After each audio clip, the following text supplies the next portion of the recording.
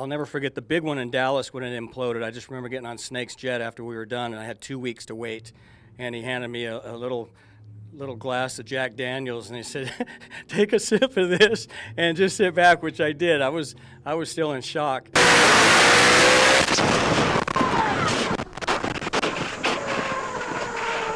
So I showed Ron Capps my bandage on my hand. I had a hand procedure this morning, and Ron Capps has had his share of injuries. The gnarliest. Look at that finger. Easy, man. Yeah. This is freaking kids are watching this, Ron. It's easy. That's a torn tendon that never got to heal because we race every year, and I actually had a bandage on it. I had a fan cruise, and I just done it. Went on this fan cruise, and they put this big bandage, said stay out of the hot tub, stay out of the water, and this bandage went up, and it had this big thing around this finger. So everybody on the cruise, even people that weren't on our part of the cruise, I'm on a big old ship, and I'm walking around. They're like, "Here's the guy that's flipping everybody off," and I'm walking around with this big bandage on. So it never healed. It started to heal, and we went to testing one year, and I banged it on the steering wheel, and that's the way it is. Well, that's where I was going with it. Your worst injury in the race car, outside of the race car, that's affected your driving, is that it? I've been lucky. I mean, you look at some of the stuff that John Force has been through, some of the drivers out there, Burns, things like that, I've been, knock on wood, I've been pretty lucky. Tore tendons in my right arm, that's about it. A little bit of a fire, not a burn like some of the old school funny car guys, but yeah, I've been lucky. You've had your share of sitting in the cockpit of your funny car with some implosions with that engine. Does that have a lasting effect on you, whether it's a concussion or hearing or just the fact that you're afraid to reach over there and turn that key to rile that thing up? The best case scenario when that happens, because I've had some pretty big ones, is you are able to get right back in the car. Like it either happens on a Friday or a Saturday and you're able to strap right back in. It sucks when it happens on a Sunday and you lose and you got to wait a week or 2 weeks because then you see replays. NHRA is always good about playing that kind of stuff to sell tickets.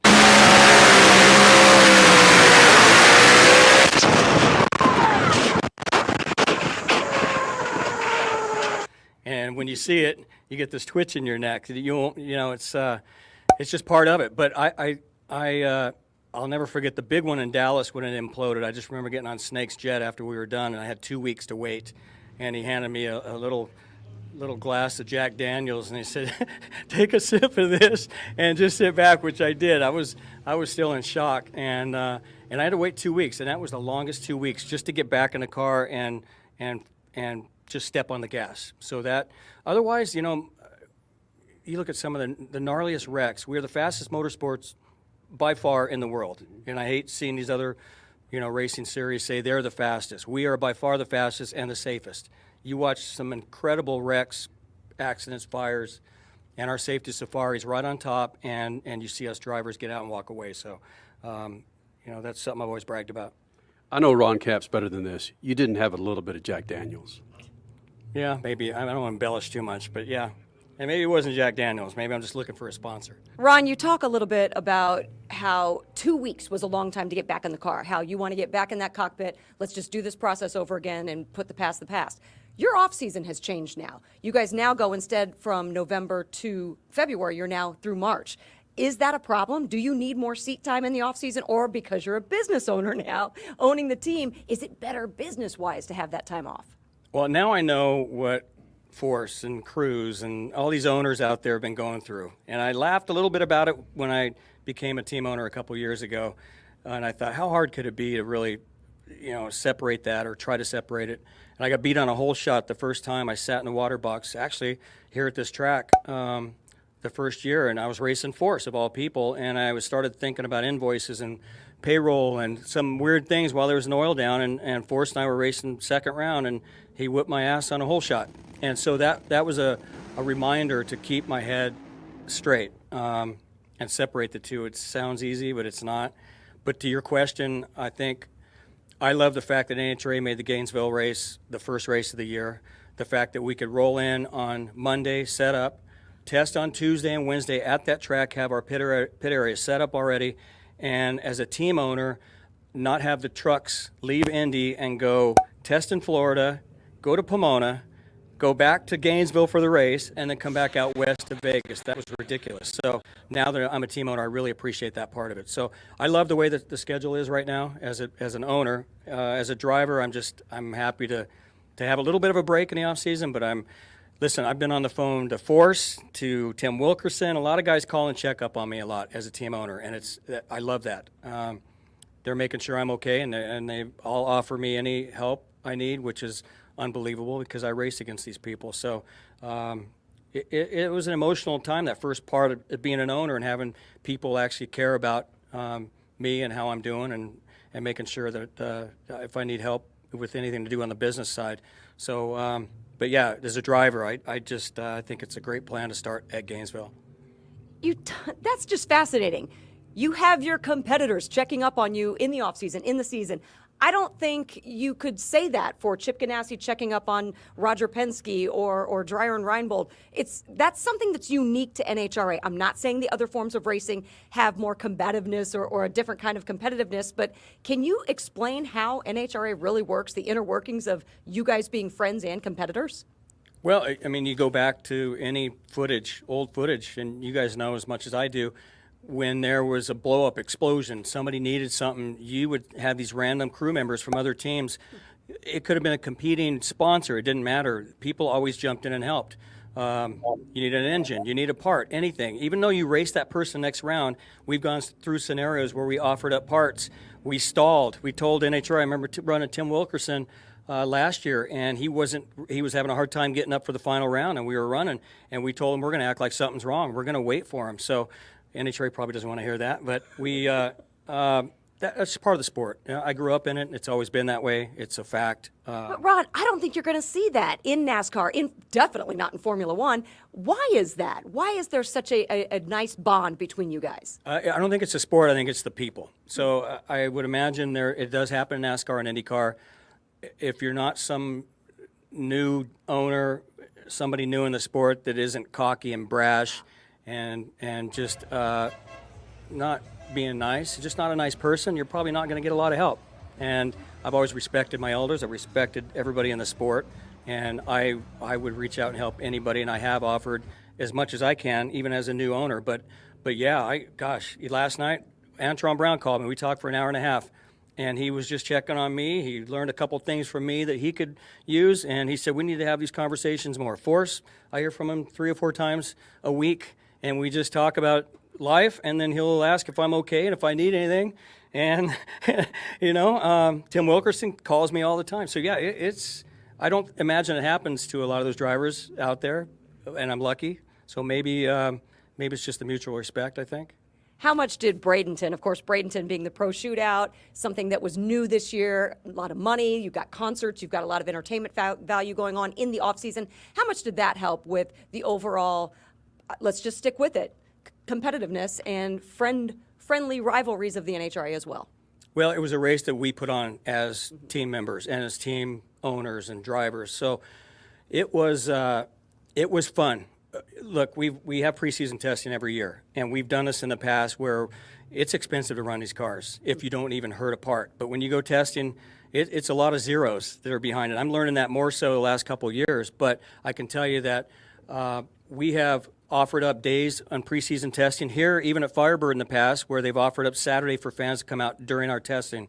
And so we kind of put that on steroids. We just figured we're going to test. As team owners, we got together and say, let's put a little event around it. And that's really how it started. It wasn't anything more than trying to have the fans come out, pay some money, help us out as we test, and at the same time, let them come out and hang out and be a part of and honestly, it was emotional to watch how many people showed up at a new track like that.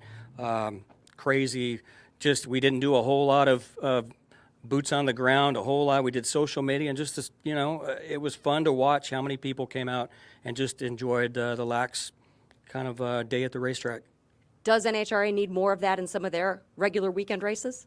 I think, we learned some things. I think, I grew up on the sport of drag racing, so I was talking to somebody a minute ago about the every ticket being a pit pass, and it's just something that our sport's all about. I think it's evolving all the time. I think we see new streaming with other sports. We see a lot of TV stuff coming in. you know, there's a lot of great sponsors that come from other motorsports into drag racing for a reason, and we love the fact our fans can come right up. So when you put that all together, I think NHRA probably learned something from us, not near as much as we learned from NHRA all these years and being a part of it, like me growing up. So I think it was a win-win. I know for my bank account, it helped because, you know, the fans were able to come out, but it really helped us get a little bit of money back while we're testing. You've got the Forum, you've got Staples, you've got Sonoma. This has always been Firebird to me. Always. Not okay. Wild Horse Pass, Motorsports Park. Come on, bro. Firebird has been the name of this place. Did that ever leave your vernacular? Like, okay, then we got Firebird coming up in February or March. No, and that's what I think is going to be cool. I think I still have a shirt I bought in high school when I came here. I came here as a crew guy working on Blaine Johnson when he drove way back in the day, and I would come to Division 7 races with him, and then Jim Rizzoli when he bought Blaine and Allen stuff. So I always wanted to drive, but that was my first few times coming here. So it's going to be cool for us racers, obviously being back, but I think for the fans to have the Firebird name back, and because nostalgic stuff is so big right now with bands and music and everything in the world, I think it's going to be cool. And people have to remember that there's more of them built now, but this is one of the first multifaceted motorsports parks to take it to another degree. I mean, boat drags, dirt track, rock and roll concerts, driving school.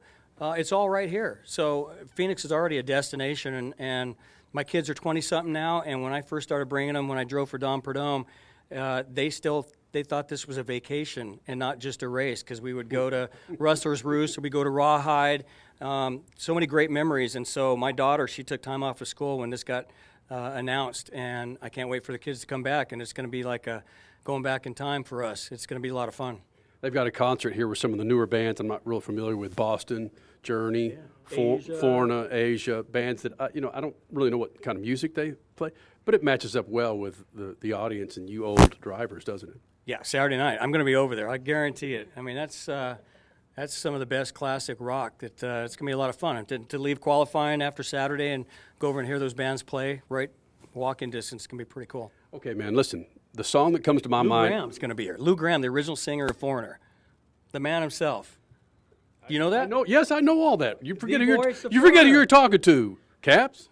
I can't wait. Listen, what the hell was I going to say? Oh, driving down in Forest Lane in Dallas, my mom's Camaro, I would punch in. Forest Lane? Forest Lane. Like John Forest? Forest Forest. Lane. Okay.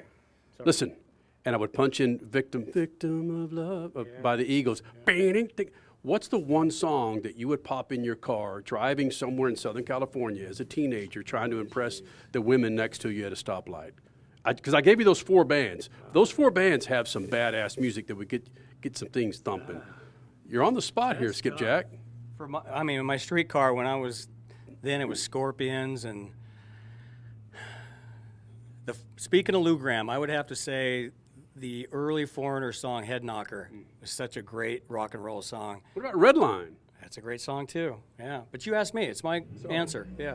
So Head Knocker, Foreigner, Lou Graham.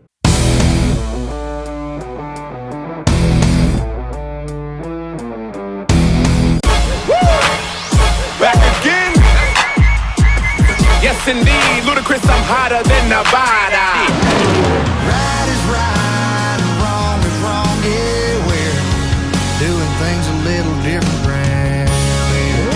Save a horse, ride a cowboy. You take car maintenance seriously, and you want to pass on that legacy of care. Use Lucas Heavy Duty Oil Stabilizer to shield your engine from excessive heat, debris, and friction. Trust Lucas Oil. It works.